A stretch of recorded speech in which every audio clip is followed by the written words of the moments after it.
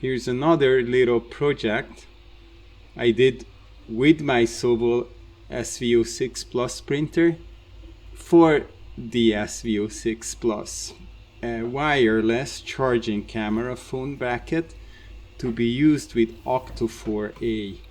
Octo4A is a version of octoprint that you can install on an older Android phone that you are not using anymore.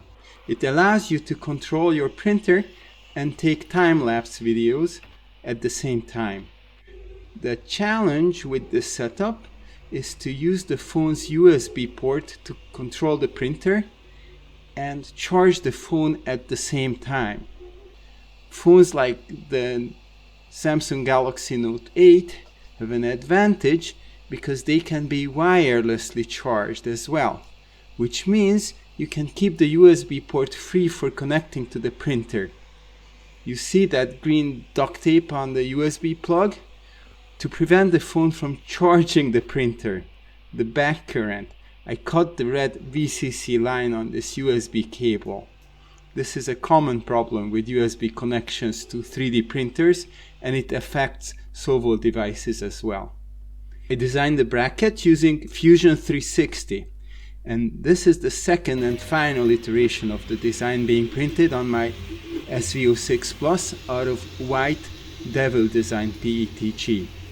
The SV06 Plus printed this 3-year-old filament surprisingly well.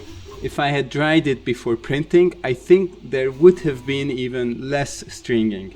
Nevertheless, it was manageable. You can see the speed and quality that this printer is capable of straight out of the box without any modifications basically. I found that PETG sticks to the PEI sheet extremely well. When I want to remove the print from the bed, I need to lift the sheet off the bed and let it cool from the 75 Celsius to room temperature. Even then it needs some prodding for the print to come off. Notice that it holds so well that I don't even need to use brim on this relatively small bottom surface part. After calibrating the E-steps at the beginning, extrusion is accurate enough that the printed 1/4 20 UNC thread on the bracket fits on this light stand on first try. The wireless charging puck provides the perfect amount of charge for the phone to maintain the charge level with the camera running. It doesn't charge the phone too much, but it doesn't let the battery deplete either, which keeps the phone at a healthy temperature of 35 to 36 Celsius.